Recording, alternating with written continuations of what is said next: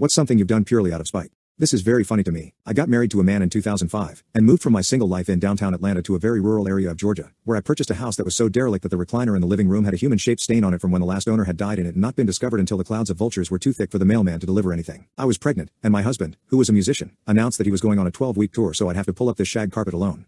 Before he left, he kind of tossed this magazine to me. "Maybe you can get some tips," he said. The magazine was Country Woman, and it had some gal with a hair claw for bangs and an appliqué Christmas sweater on the cover promising that her felted nativity scene would be a holiday game changer. It was meant to be a joke, but I recoiled. What have I done? I thought as I sat in a pile of disintegrated carpet padding, crying.